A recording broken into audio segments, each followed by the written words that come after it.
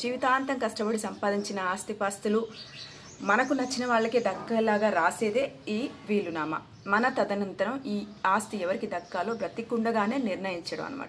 మనం కష్టపడి సంపాదించిన ఆస్తుల్ని ఎవరికి ఇవ్వాలో అనే దాన్ని పేర్కొనే వీలునామాని ఎలా తయారు చేయాలి, పూర్తి సమాచారం ఈరోజు చెప్తాం. వీలునామా అనేది ఒక వ్యక్తి యొక్క తుది కోరికను వ్యక్తపరచడమే కాదు, వాళ్ళ ఆస్తులను బదిలీ చేసే ఒక చట్టపరమైన పత్రం.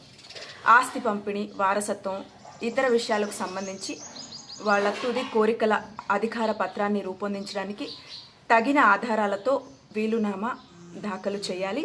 మీ ఆస్తి పంపిణీ ప్రణాళికలకు ఈ వీలునామా తగిన భద్రతని ఇస్తుంది. అలాగే కుటుంబ సభ్యుల్లో, మీ ఫ్యామిలీలో గొడవలు అంటే ఆస్తికి సంబంధించిన తగాదాలని కూడా నివారిస్తుంది. ఇది మీరు ఆస్తిని ఇవ్వాలనుకుంటున్న వారికి ఆస్తి టైటిల్ డీడ్ను బదిలీ చేయడానికి కూడా పాసిబిలిటీస్ అంటే వీలు కల్పిస్తుంది. వీలునామాను భారతదేశంలో రిజిస్ట్రేషన్ చట్టం 1908 ప్రకారం రిజిస్టర్ చేయించాలి. రిజిస్ట్రేషన్ కోసం దరఖాస్తు చేసుకుంటున్నప్పుడు కొన్ని పరిధుల్ని చట్ట ప్రకారం వాటికి సంబంధించిన రిజిస్ట్రార్ అధికారి వీలునామాను నమోదు చేయించడం కూడా తప్పనిసరి. అలాగే ఇంకా దీనివల్ల చాలా ప్రయోజనాలు ఉంటాయి. వీలునామా కుటుంబ వారసత్వాన్ని కాపాడడానికి కూడా సహాయపడుతుంది. ఇది జీవితపు చివరి రోజుల్లో ఒక వ్యక్తి తీసుకోగల తెలివైన అడుగు అని చెప్పొచ్చు. భారతదేశంలో మీ వీలునామాను నమోదు చేసుకోవడానికి మీ స్థానిక సబ్ రిజిస్ట్రార్ ఆఫీస్లో వీలునామా నమోదు ప్రక్రియలో అవసరమైన పేపర్ సబ్మిట్ చేసి కొంత రిజిస్ట్రేషన్ ఫీజు కూడా పే చేయాలి. వీలునామా రాయించే వ్యక్తి వాళ్ళకి సంబంధించిన ఒక 2 పాస్పోర్ట్ సైజ్ ఫొటోస్, ఇప్పుడు ఇంకా అప్డేట్ అయింది కాబట్టి ఫోటోలతో పాటు వాళ్ళ ఫింగర్ ప్రింట్స్, వేలిముద్రలు కూడా, డిజిటల్ ఫింగర్ ప్రింట్స్ కూడా తీసుకుంటున్నారు. వీలునామా చేసే వ్యక్తి మానసికంగా ఆరోగ్యంగా ఉన్నారని, తగిన నిర్ణయాలు తీసుకోగలిగే స్తోమత స్థాయి, పూర్తి సామర్థ్యం ఉందని ధృవీకరించే ఒక ఎంబీబీఎస్ డాక్టర్, ఎంబీబీఎస్ లేదా ఎండి స్థాయి డాక్టర్ నుంచి ఒక మెడికల్ సర్టిఫికెట్ కూడా దానికి జత చేయాలి.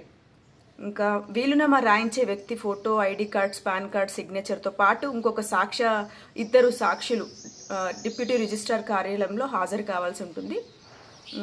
వాళ్ళ passport size photos 2, ID proof అంటే ఒక pan card, residential ID proof. అయితే ఈ రిజిస్ట్రేషన్ ప్రక్రియ విజయవంతంగా పూర్తయిన తర్వాత డిప్యూటీ రిజిస్ట్రార్ నుంచి ఒక రిజిస్ట్రేషన్ సర్టిఫికెట్ ఇస్తారు.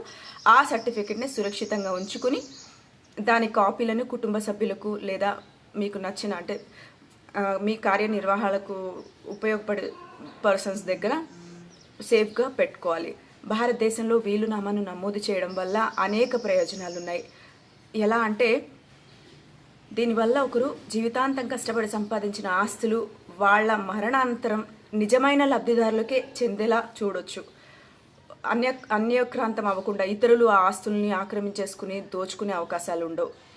అయితే ఈ నమోదిత వీలునామా లబ్ధిదారుల మధ్య వివాదాలు తలెత్తకుండా ఈ వీలు చూసుకుంటుంది. మీ ఉద్దేశాన్ని ఈ వీలునామా స్పష్టంగా వ్యక్తం చేస్తుంది. అంటే మీ ఆస్తిపాస్తులు ఎవరికి ఎంత చెందాలో స్పష్టంగా చెప్పొచ్చు. అందులో మీ ఆస్తికి ఒక రక్షణ అని చెప్పాలి. విల్ రిజిస్ట్రేషన్ అంటే ఇది కష్టపడి సంపాదించిన ఆస్తుల్ని రక్షిస్తుందని చెప్పా కదా. ఇది మీ ఇష్టానుసారమే అన్ని అంటే మీకు నచ్చినట్టుగా పంచడానికి నిర్ధారిస్తుంది. చాలా ఆస్తి ఉన్నా లేదా మీ ఆస్తి వివాదాల్లో ఉన్న వీలునామా ఒక కీలక పాత్ర పోషిస్తుంది. నమోదు అంటే ఎంట్రీ చేయడము ఆ విల్ యొక్క అధికారిక రికార్డ్ని సృష్టిస్తుంది. కాబట్టి ఇది తర్వాత రిజిస్ట్రార్ వద్ద సురక్షితంగా నిల్వ చేయబడుతుంది, ప్రొటెక్ట్ చేస్తారు. ఇది విల్ మిస్ అవ్వడమో లేదా పాడైపోయిందనో లేదా దుర్వినియోగం లాంటి ప్రమాదాలను ఒక రిజిస్టర్ దగ్గర ఉండడం కాపీ వల్ల అలాంటివి జరగవు. అయితే ఈ రిజిస్టర్ వీలునామా మీ చట్టపరమైన వారసుల లబ్ధిదారులకు మరింత అందుబాటులో ఉంటుంది. మీరు అధికారుల నుంచి ఈ వీలునామా యొక్క ధృవీకరించబడిన కాపీని పొందొచ్చు ఎప్పుడైనా సరే. సుదీర్ఘ చట్టపరమైన ప్రక్రియ ద్వారా వెళ్లకుండానే ఆస్తి యాజమాన్యాన్ని క్లెయిమ్ చేయొచ్చు. దీనివల్ల మనశ్శాంతి కూడా ఉంటుంది. మీ వీలునామా చట్టబద్ధంగా నమోదు చేయబడిందని తెలుసుకోవడం వల్ల మీ కుటుంబ సభ్యులకు మనశ్శాంతి లభిస్తుంది. ఇది మీ ఇష్టానుసారం మీ ఆస్తి వారసుల వాళ్ళ భవిష్యత్తు శ్రేయస్సు కోసం కాబట్టి ఇది చాలా మంచిది. ఖచ్చితంగా మీకు చాలా ఆస్తులు ఉంటే మీకు నచ్చిన వాళ్ళకి ఎవరికి ఇచ్చుకోవాలో ముందే డిసైడ్ కండి. సురక్షితమైన జీవితాన్ని గడపడానికి ఆస్తి ఒక ధైర్యాన్ని ఇస్తుంది. Thanks for watching. Please subscribe to my channel.